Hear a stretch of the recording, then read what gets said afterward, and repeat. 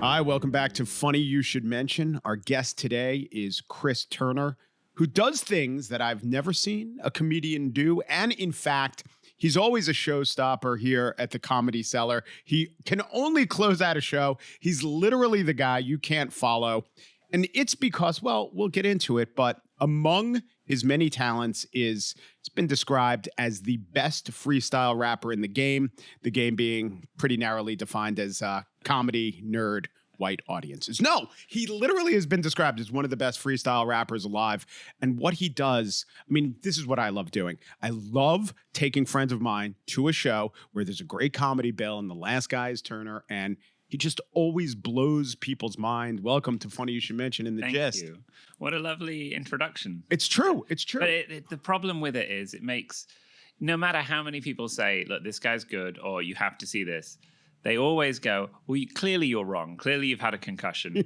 This person can't be good. They must be terrible. Have you seen them? Have you heard them? Do you understand what he said he's going to do? That's not possible even for like a rapper who we've heard of. They can't make up raps. Yeah. But right. Someone who looks like it's this very good. Definitely cannot do it. And it is fun how I don't know, has there ever been a show when you introduce the premise, I am one of the greatest rappers in Britain, that doesn't get pushback or a laugh? So I just became an American citizen, and I think if I lean more into that, so I did a show in Jersey last week, and near the start, I'm like, oh, by the way, I'm one of you guys now. Then I introduced the rap, and obviously it's my show, so there's more of my fans there. But the general consensus was more like, oh yeah, fuck yeah, you do this. Oh, okay. And I think if I'm more American, people go, well, of course you can rap. You're from here now. Oh, I see. But the vast majority of the time, and up until this point of history, in my British period, as I call it, it really was.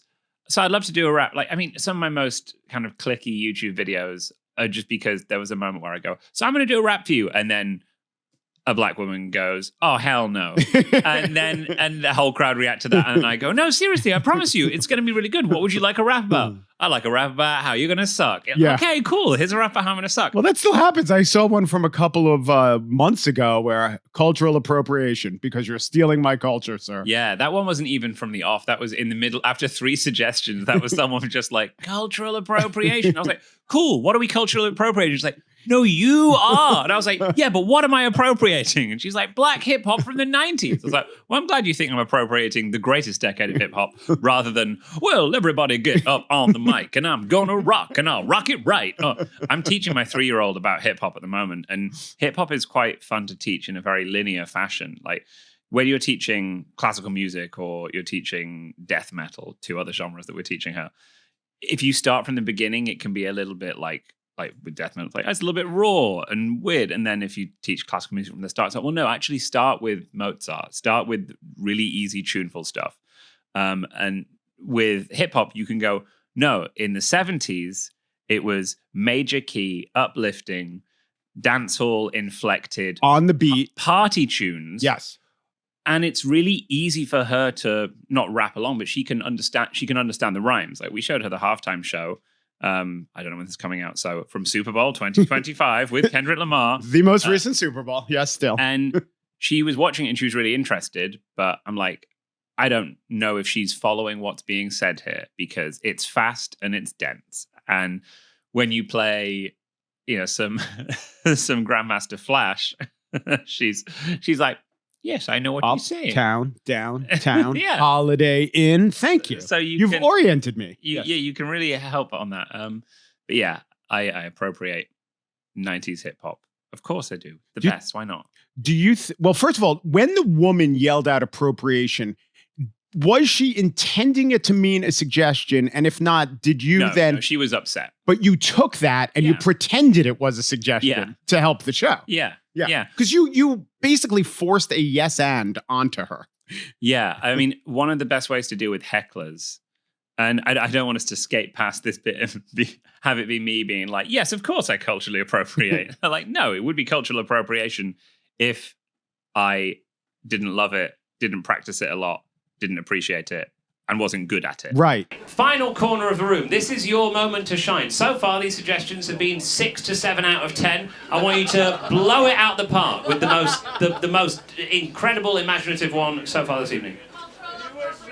Cultural appropriation. And what did you say? Reverse racism. My gosh, look at these social studies graduates. I go to Columbia and I've come to a comedy show to ruin it for everyone. Cultural appropriation and reverse racism. All right. I wish I'd taken Brexit, but no. Okay, with the reverse racism one, give me the races. Who's being racist to who? And be precise. Yeah, see, I could be a dickhead as well.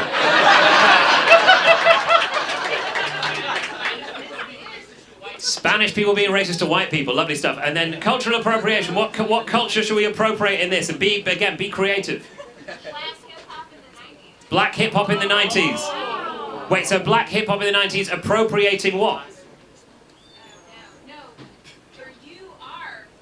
I am appropriating black hip hop in the 90s. Great, cool. Guys, this is what we want at a 6:45 show. This is what we want. Spanish people being racist to white people, appropriating 90s hip-hop, Biggie Smalls and chicken tikka masala. Bill Nye the Science Guy's a bit of a dick. Sativa, weed. Jesus Christ, this is... Hey, it's a heady brew. Let's see what we can do with it. Gina, tell you what, usually I'm like, yo, drop that beat, white girl. I feel like I'll upset you. So, please play the music. Yeah, look at that. I'm feeling this. You guys feeling this? Fingers crossed. I hope I'm good, because if this is shit, I am going to get absolutely murdered after the show. But don't worry, it's going to be good. It's good. What lady who said weed? What's your name? Sheree. Hit parade 420, April 20th, say Sheree's out there blazing every day. Check it out, she needs to succeed. Take the weed, pop it in the bong. My advice, take heed. Don't puff too long, inhale too strong, otherwise your lungs can't there. That pong is difficult to remove. Seeing all the clouds, sativa, no sleepy weed allowed. I leave the indica there, I need to stay awake. Blow clouds every day, make no mistake. I best boast, I'm chilling on the west coast. Snoop Dogg, gin and juice, they're my best bros. Yes, I might be appropriating all of the 90s. Death Row Records, ever so mighty. I see Dr. Dre, he's there with the synth. He doesn't write his raps, but he could do it in a pinch. Seeing Eazy-E and NWA passed away, R.I.P. A very sad day. Another guy who got shot was Biggie. He was rolling in his car in Los Angeles City, but he's from the East Coast. Yeah, you know, front and back. He was beefing with the West Coast, bro, 2-pack. Sadly, he got shot, Popper. Ironic, why? Cause he's called Big Popper. What a person. Raise their eyes, they love him. Yeah, you say we got them hypnotized. Yo, give me the money, give me all of the cash. Christopher Wallace repping Brooklyn, put it on the map. I know the frustration, cultural appropriation coming over there from the chicken tikka masala nation. There is likely a guy who doesn't like his nightly curry spicy. I walk in, I say I know it sounds silly. Here in London City, I don't like the chili. No spice for me, just the salt and pepper. Can you take chicken tikka go one better? Just mix the ketchup with the lovely cream. Oh, so good. I hope your kitchen is quite clean. I know what you do. Yes, you might vanish. I'll be racist to you, but then you are Spanish. You just flip it back to me like light through a prison. I split it. There we go. Reverse racism. The guy's over there. He'll go one better. He'll racially abuse me when he wakes from a siesta, but sadly he's sleeping, napping in the evening. He comes up. He's like, I got a feeling. I. Referring first person. I know we make it up. There's never the rehearsing. I see the Spanish guy being rude to me. He calls me gringo. And really, I agree. And then I lift up the mustache from his eye. He's in disguise. It's motherfucking Bill Nye. So sick. Bleached back hair. Looking so slick. Bill Nye surprised me. You gave us a tip. I thought he's a nice old man. Apparently he's a dick.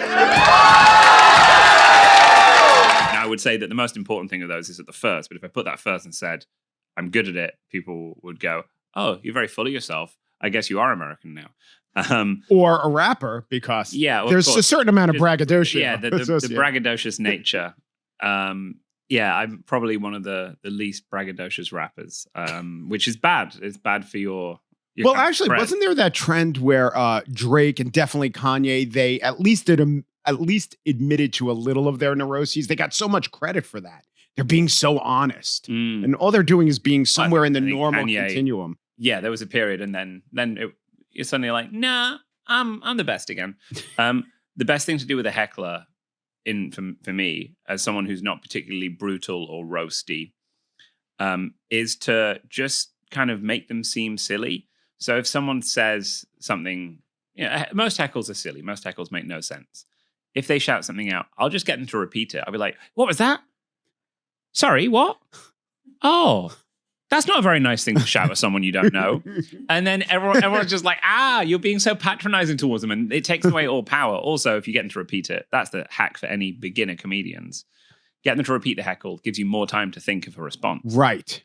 Obviously, the best way to put down a heckler, I found, was always just immediately, as soon as they say something, if your persona is cheerful, cheeky British man, just call them a very rude word immediately. just be like, shut up. And everyone goes, whoa, where did that come from? And then carry on with the fun thing. And everyone's like, is he insane? He had that in him? Yeah. The best heckle advice I heard given, and it's kind of as a tangent to a story, was this comedian said to a bunch of comedians, I never get heckled on stage. And they're like, yeah. He's like, why does no one heckle me? And they go, because when you walk on stage, the first thing you do is you roll up your sleeves and they see all your prison tattoos. And they go, okay, we'll be quiet. So somewhere in between the continuum of the MS-13 guy and the British man. Yeah. We can find and that's great why ways I came on this podcast to reveal my gang affiliations. Oh no, where have they gone? So do you think part of the audience being on your side, aside from your expert execution of the quick put down and the repeat, is just that they have a little sympathy? People normally would think of the kind British man who's not bragging. Why are you being so cruel to him? I mean, in the UK, if a heckler is accurate, if someone is being not funny and a heckler goes, you're shit, which is the best heckle. Like, there's not a better heckle than to just go, you're shit. Because if the audience agree with that heckle, which they probably do if you're shouting that, the audience will be like, yeah, he's right. Yeah. That's giving you a chance to rebut it and win the audience back.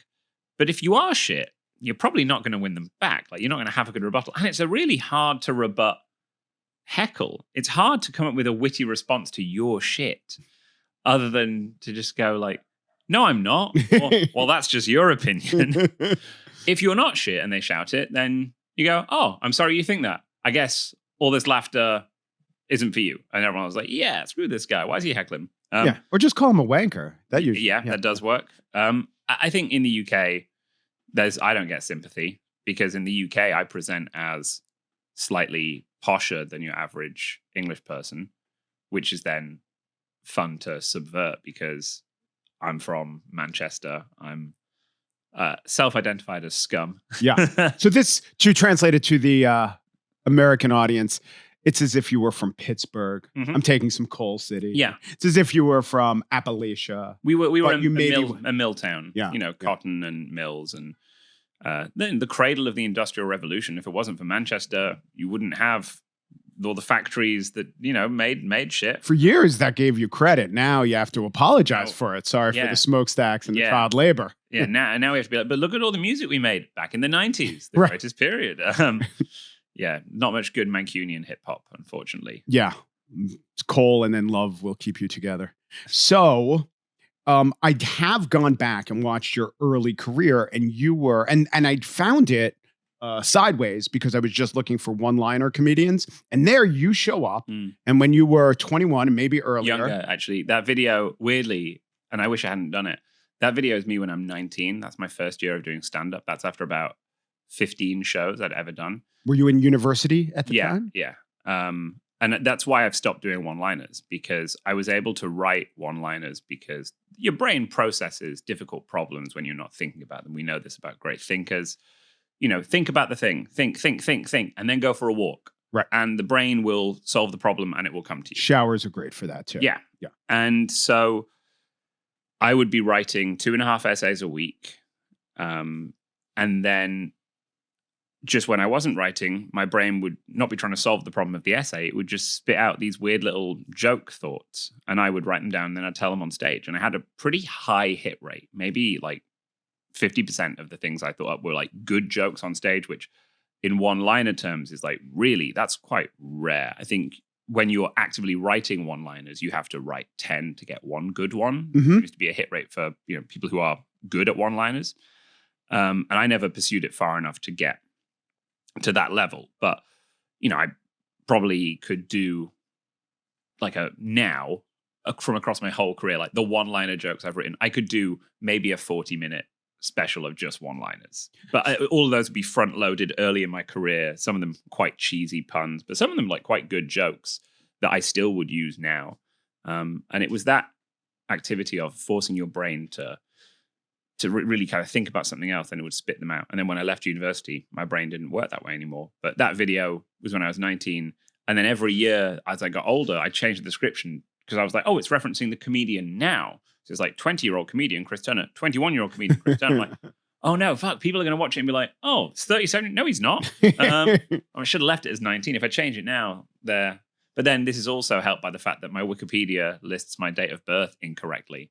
They're off by 2 years. They think I was born in 91. I'm born in 89. So you really appreciated all of the 90s I did. hip-hop scene. I did. I mean, in my last tour show. You were there for favorite. Crisscross. You were there for the Fushnickens. Backwards Trousers. Yeah. My last tour show, one of my favorite songs, and it's called 80s Kid. And it's where I berate a member of the audience for being born in the 90s. I'm like, you suck. I'm an 80s kid. And then the chorus is me talking about how I was born in September 1989. Yeah. And afterwards, I'll still have people going, so you're not an 80s kid? And I'm like, yeah, you get the joke of this blustering man being like, I'm from the 80s. It was incredible. Neon, Lycra. Woo, we had a great time. You 90s suckers. Like, but you're born in the 90s. I'm like, oh, yeah, thanks for explaining the joke back to me. I'm not even a woman, and you're explaining my own joke back to me. That is, when does that happen? In the US, that would have meant that you missed Reagan, which technically that defines the 80s. You know this theory that the decades are the decades, but they're also actual events. So the 60s started with Beatles on Ed Sullivan. Yeah, the 60s is not the 60s. Yeah. The 60s is the 62 late 60s. is not the 60s. Yes. Yeah. My Reagan knowledge comes from my mother-in-law's hatred and the Killer Mike song, which has the hook, I'm glad Reagan's dead. I'm like, well, I guess he must have been a bad man. Although Killer Mike, you could be several degrees better than Reagan, and you'd still come in for the Killer Mike. He is a killer. High standards. Yes. So you were, where did you study and what did you study? I went to Oxford and I studied archaeology and anthropology. Oh, right. I saw you mention that. And yeah, I have like some jokes about it. I think my debut Edinburgh Did you dig up any of them? Yeah, that was it. Yeah. The debut Edinburgh Hour was like listed as a show by an archaeologist who digs hip hop, which was fun. My favorite archaeology joke was me just going, I did archaeology at university because I thought it would be just like Indiana Jones. I got there. It turns out you don't get a small Chinese sidekick. And then some people would laugh, some people would go, what? And I'd be like, hey, come on, guys. Like, stop Asian hate, but also watch Temple of Doom. And it was fun. That's a good joke. And then it's great because the actor who played Short Round is now an Oscar winner, and he's got that film that just came out for Valentine's Day. So he's back in the zeitgeist. So that he never really left. He has film credits of hundreds. No, right? but he left because he was Short Round and he was Goonies, and then it was nothing. Then Everything Everywhere All at Once. Yeah. And now that's right. You eat a monkey brain once, and that's what you're forever associated with. Exactly. He's like the Fonzie of monkey brain eating.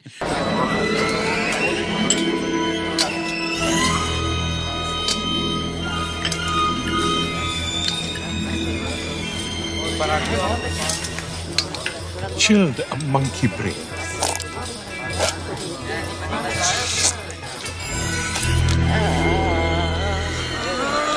So I do notice that your persona as a one-liner is far different from what you have now, and people develop your personas, but vastly different. Vastly different. And I would also imagine that maybe you looked around at the people doing one-liners and they often had they put on an act. Deadpan. Yeah, I mean, deadpan. I love Stephen Wright. Stephen Wright's a good example. Or even Mitch Hedberg. I don't think he's Yeah. deadpan, but obviously if you interacted with Mitch Hedberg in real life and, he was not on too many drugs at the time, it wouldn't be exactly like that.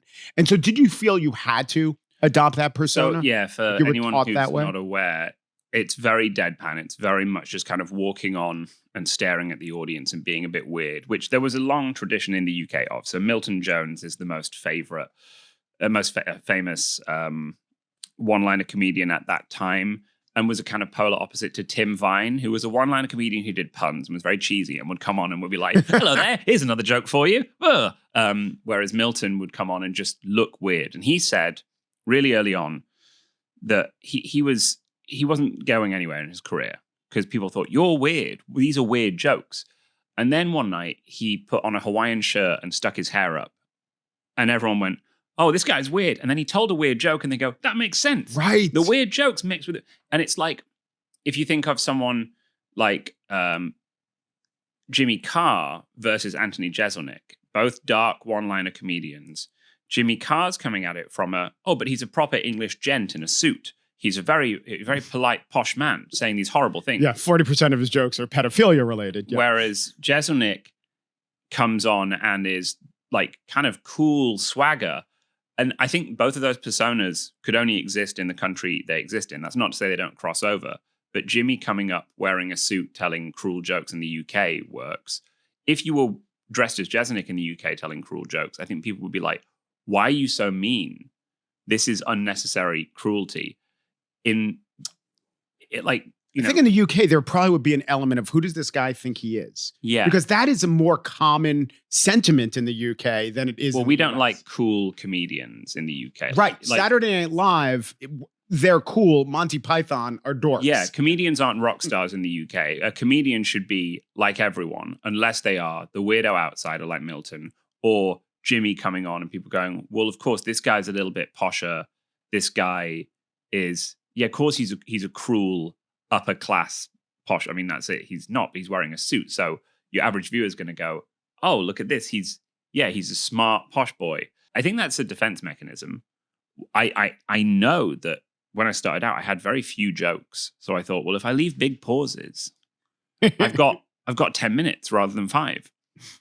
Maybe that's what I said to Stephen Wright. I'm like, by speaking slowly, you probably were able to write 3 fewer jokes a week. Oh, definitely. But that's to say that one-liner comedians' joke density is many, many times more than, to take nothing away from all other kind of comedians where it's persona and storytelling, but the actual number of punchlines is many times more. Well, I also just wasn't good with delivery and interacting with crowds at that point. I was like, if I just do this, I don't have to talk to them. I don't have to do any fancy delivery tricks. Like, there was a comedian in the UK who he got a 1-star review one year, and then the next year he got a 5-star review. And all that had changed was his entire stage persona. He had gone from just telling jokes to performing jokes. And the critics like, "I don't know what happened here, but my God, this guy's funny," with the same jokes that he had before, because all he's doing is selling them. But that counts. I mean, that's we go to be entertained, and one wasn't and one was. I was definitely very snobbish when I started out. I was like, you should just tell the joke. If the joke's funny, it will get a joke. We'll get a laugh, right. And I was very anti-musical comedy. I'm like, well, why have you got a 6-string applause machine, a guitar, right? Oh, you play a thing and then they applaud. And the irony is now that I am a musical comedian. But were you interested in rap back then? I was, from the age of 10. I was rapping from before I even knew comedy. And I was rapping separately to enjoying comedy. Like the albums I was given by my friend Galid, who used to illegally download albums for all of us. And you'd say, "I want this, I want the Nirvana album." And Nirvana would have 45 minutes, but it'd be a 74-minute CD. Yeah. It'd fill the rest up with rap or stand-up. This was pre-Napster era? This is Napster era. Right, okay. And so it would be Nirvana, and then suddenly it would be Chris Rock and Dave Chappelle routines, and then it would be, random rap. And so I'd be like, "Oh, this is cool." I mean, also I kind of came into rap through that kind of multi-pronged approach. So Galid would be putting on like Snoop and Dre. But then I also, when I was like 10 at school, was getting, I loved, kind of the new metal that was at the time. So Limp Bizkit is a kind of rap rock thing. Linkin Park is rap rock. Korn.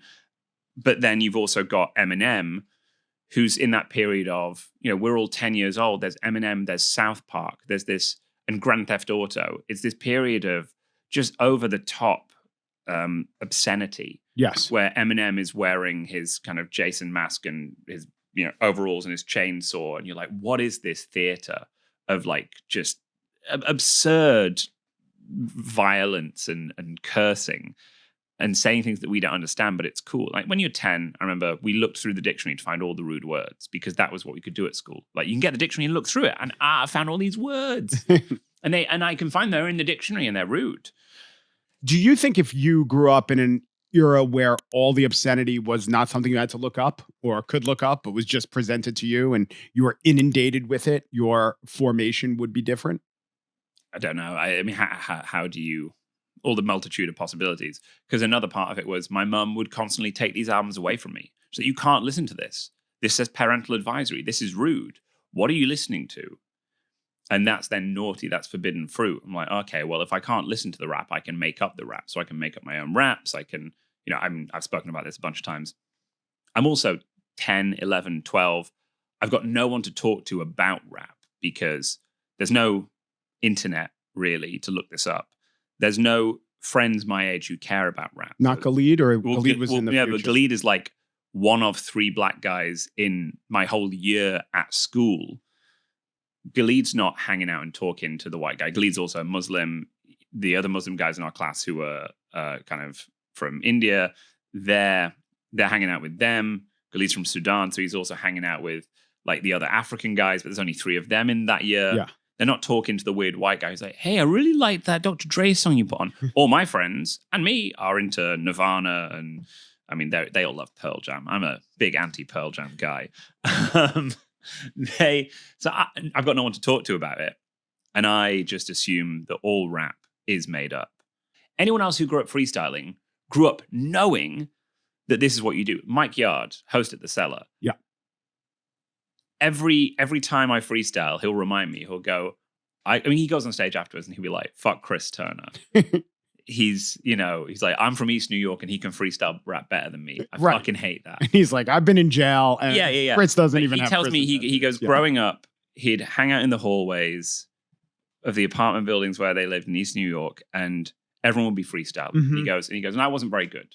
But he's like, that's what we're all doing. And I'm like, yeah, if you grow up freestyling in an apartment building with other people freestyling, you understand that what you're doing is made up.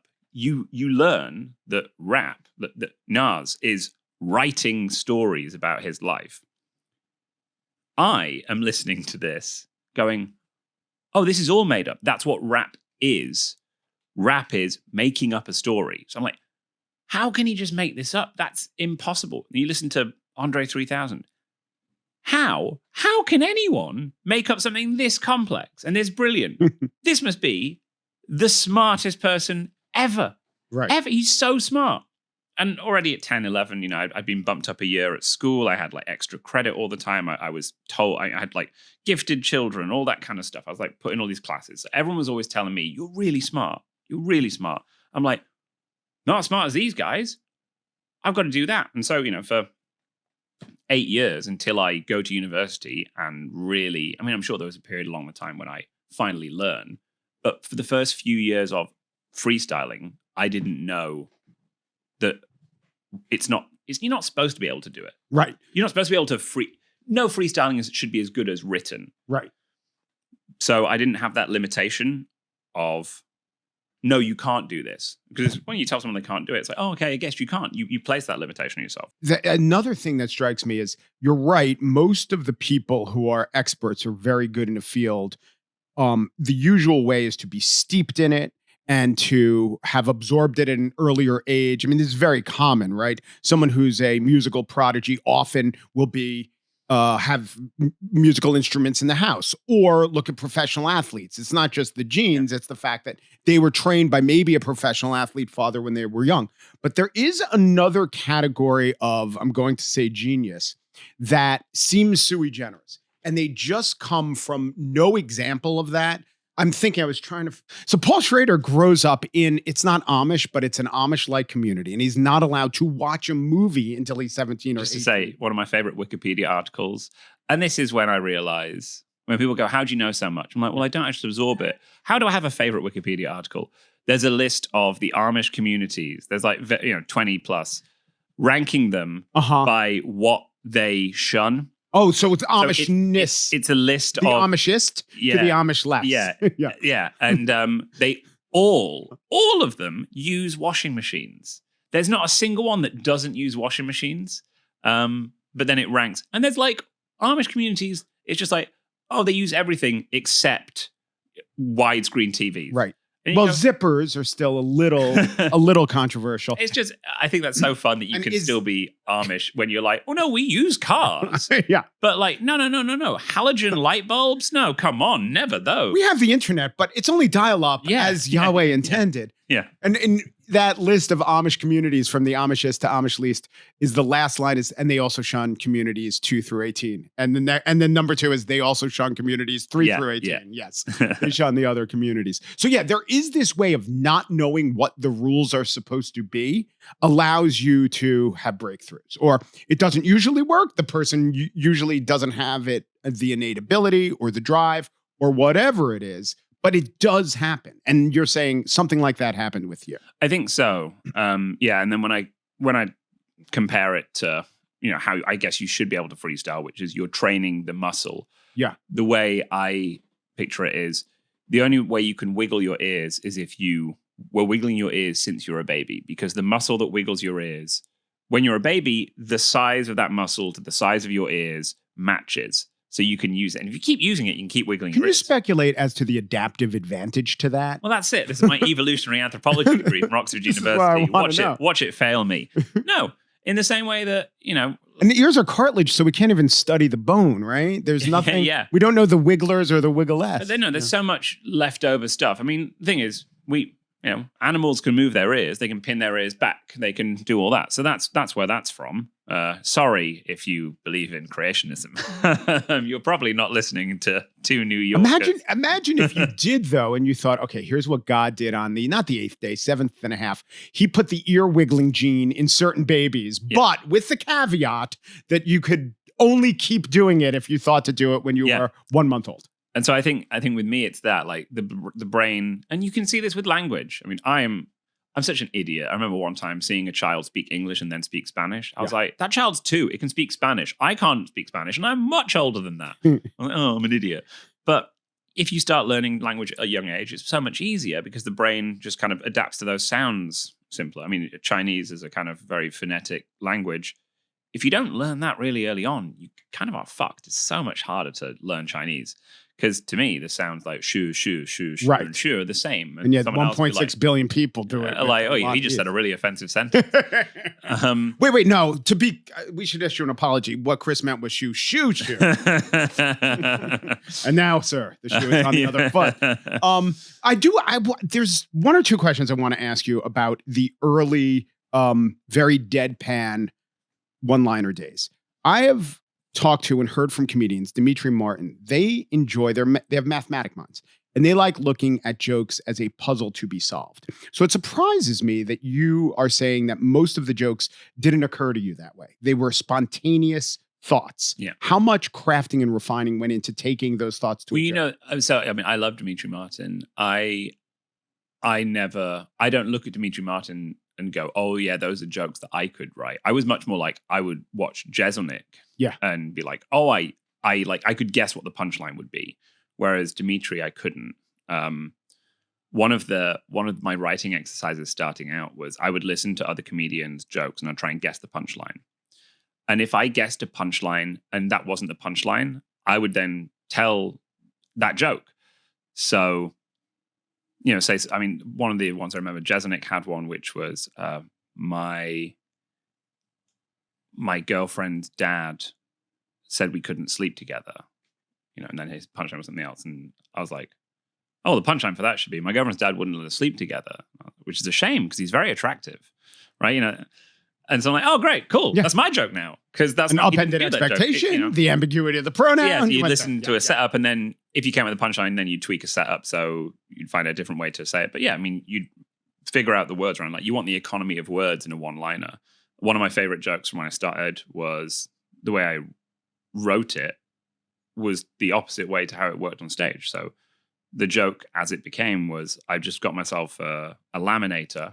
It's a machine that kills baby sheep. But if you tell that joke as, I've got a machine that kills baby sheep, it's a laminator, the crowd groan. They go, oh, we see what you did there.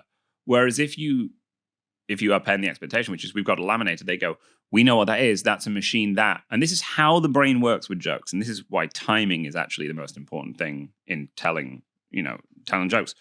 You want your hitting of the word kills baby sheep to fall where their brain hits. Yeah, we know it's a machine that puts plastic on paper. When you say kills baby sheep, they're not hearing you say that. They're hearing their own brain say puts plastic on paper. And they hear you say kills baby sheep, and they go, wait, what? That surprised me. Yes. This is the same with the lucky blue suit joke, which I'm sure I can do the 1 minute version. It's my favorite joke. It's an old pub joke. And this woman goes to the funeral parlor. She says to the funeral director, this is my husband. He died. He's wearing a black suit, but it is his dream to be buried wearing a sky blue suit. I have no money. If you could do something for me, I'd be tremendously grateful. The funeral director says, come back in a week. She comes back a week later. Her husband's lying there, beautifully embalmed, wearing a sky blue suit. And she goes, oh my gosh, I can't. Thank you so much. But really, this looks gorgeous. I cannot afford this. I told you I have no money. And the funeral director says, please don't worry. You would never believe this, but the day after you came in, another woman brought in her husband. He was wearing a sky blue suit, but it was his dream to be buried wearing a black suit. So I just switched the heads. And the beauty of that joke is that it's just because I say heads, not suits. Yeah. And your brain goes, but that's not the word you're meant to say. What? How silly. But then congratulates itself on understanding. And there's more to it. There's the imagery that you're painting, and there's the solemnity of the situation. There's all these things that come into it being a great joke. But it's one of my favorite jokes for that reason. I think it illustrates, because I think a non-comedian would go, so I just switched the heads, and you go, no, you've ruined the joke now because you telegraphed that was the sentence. That people they go, no, the punchline's going to be here. You put the punchline here, it really catches them off guard. Also with laminator and switch the heads, although we say punchline because this is the phrase, you didn't punch it. You backed away from it. Right. Yeah, No, yeah. If you punch it, you get the I switched the heads. Yeah. One of your jokes from that period, I think, is brilliant. Now, you start off by saying, in America, there is a phrase, possession. Oh, that's a great joke. Yeah. So it's really true that, we'll play the joke and then I'll come back and say, so question one, it's really an American phrase? They don't say that in Britain? There's an American saying, possessor is 9/10 of the word.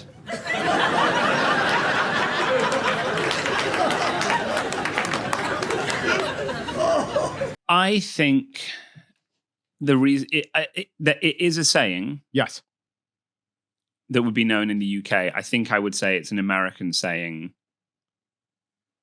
for the rhythm of the joke. Yeah, just to add there's a saying.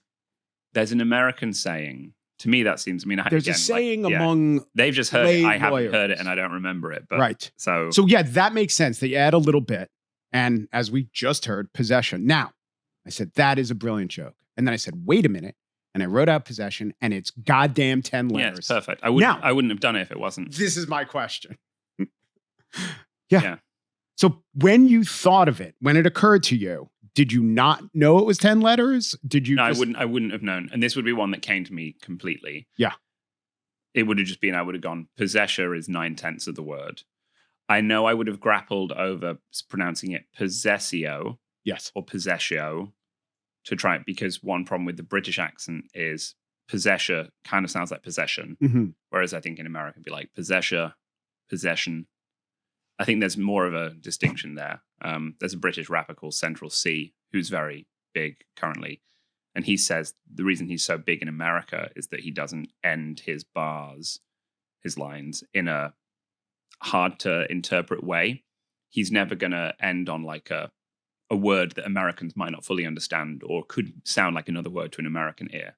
So it's very brilliant. Whereas most English rappers rapping in a kind of East London accent, then Americans might be like, I can't quite get my ear around that.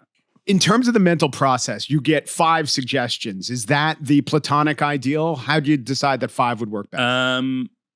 It's the right amount. 4,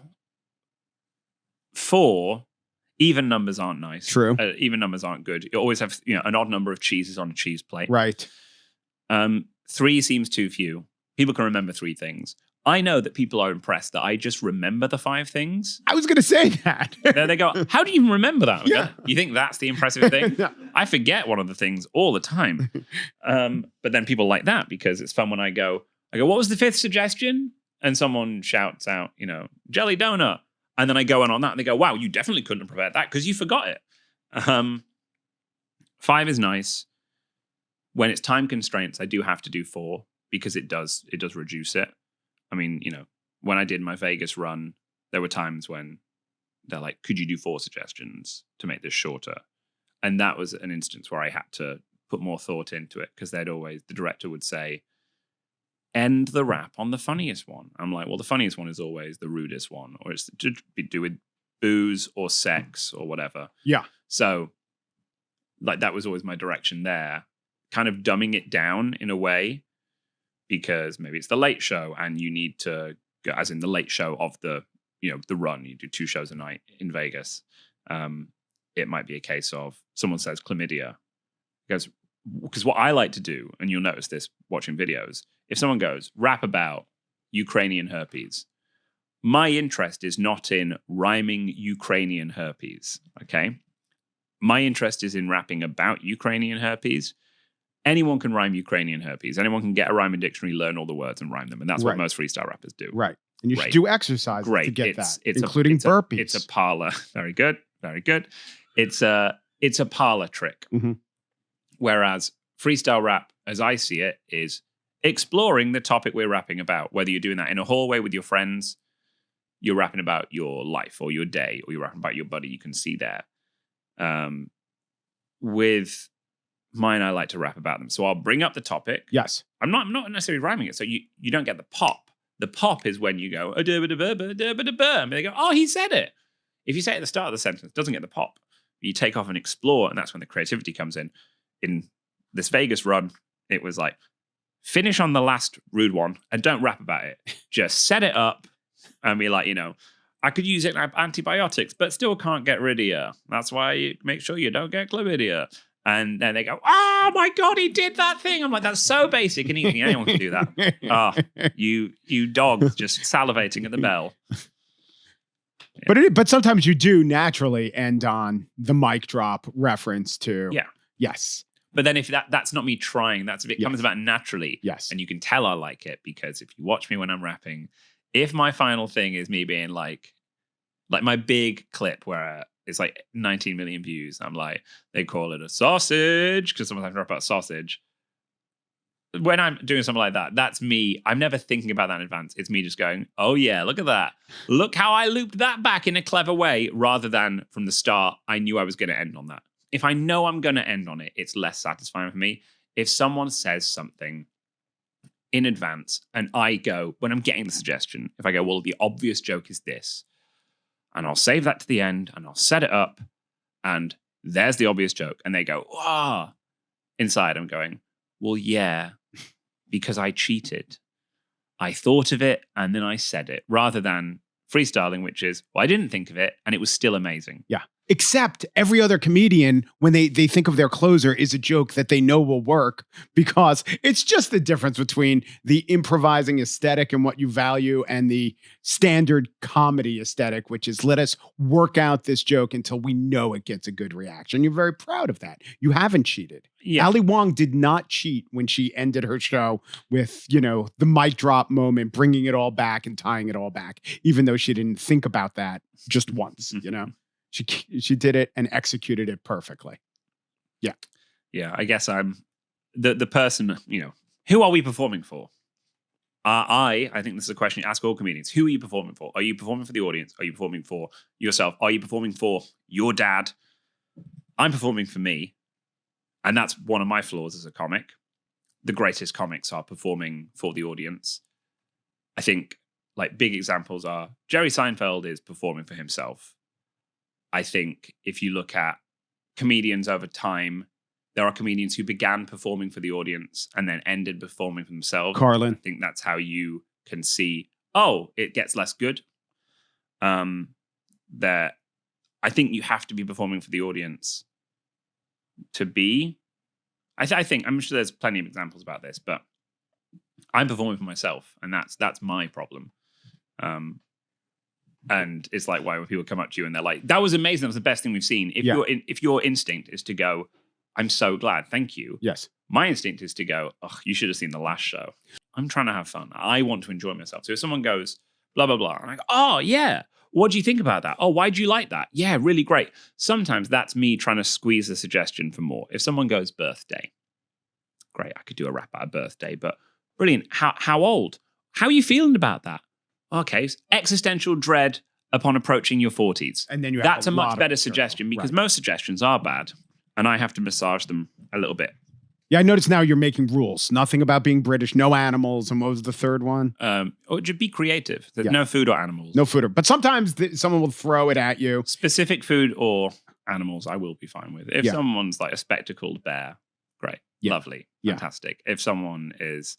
But then... I think I saw someone did the spiny anteater or some variation of scorpion. That's fine. Dogs are the worst. Yes. Yeah, dogs and pizza. It's a common thing. But if someone is like the ortolan, I'm like, brilliant. Well, that's food and an animal. But I will rap about it because that's niche and fun. Although I feel like the ortolan was something I knew about 20 years ago, and now everyone knows it. In the same way I feel about axolotl. Axolotl was my favorite animal when I was 8 years old.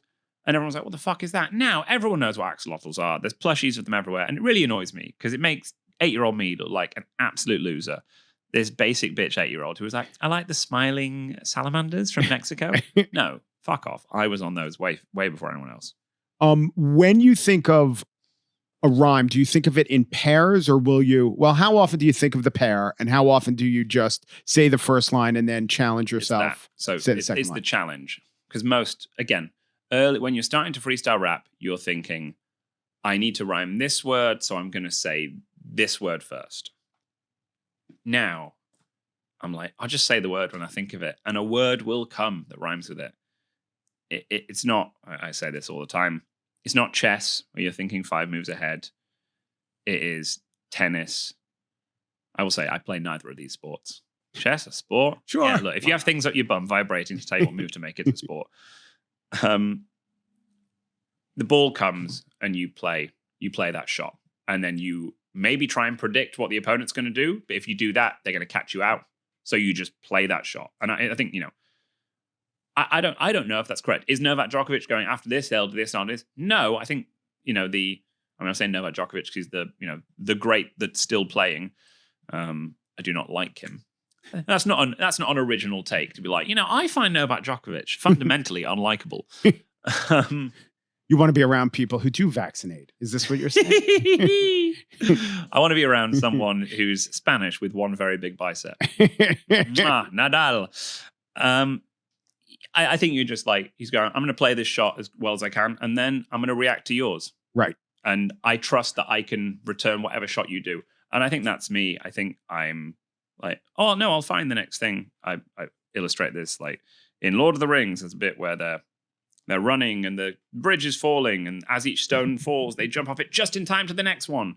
Or a Looney Tunes where they're running off the thing and they're laying the road underneath them as they run. That's the closest thing. They're not laying the road there. I'm going to jump onto that one. No, they're just going, let's just keep going. And if we think about it, we're going to fall. But if we keep going, we're fine. But in Looney Tunes, when they run over air, they're fine until they look down. And when they look down, that's probably an analogy to what you do. You're in flow state until you acknowledge you're in flow state. Yes. Wile E. Coyote was in flow state. That's what he was. There are moments in the rap. Yeah. These are my favorite moments. And these are the worst moments in the rap.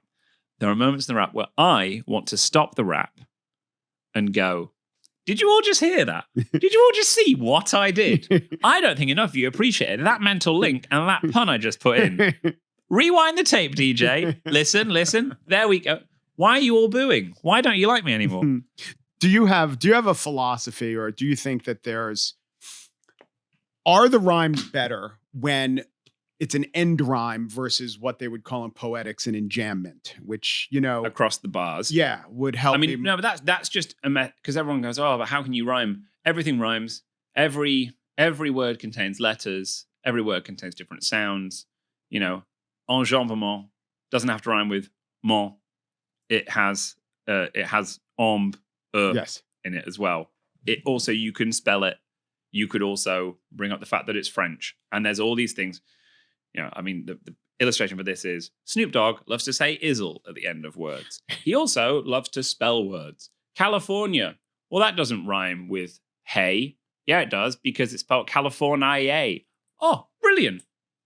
I should have warned you. I'm coming up from California. There's so many different ways you can do a thing. You can split things. Now, for an audience, yes, if it's a later show, they are going to like it more when you hit the word at the end and the end. If you split the word over the 2 bars, they're going to go, wait, is he rhymed it? Oh, he has rhymed it. Right. It's just not as immediate. And they'll maybe accept it until your next end rhyme. End rhymes are punchlines, I guess, in your game. All right, I want to do one. You want to do one? Yeah. You got it in you? Do you want to do this with 5 suggestions? Would that work for you in this context? Okay, yeah. so have you prepared your suggestions? I have not. The reason I opened this up is just this is the notes function of my phone, so I'm just going to get some titles from recent notes. For instance, my first recent note is Chris Turner. That wouldn't be good. That's me. Yes. I love how you didn't capitalize my surname.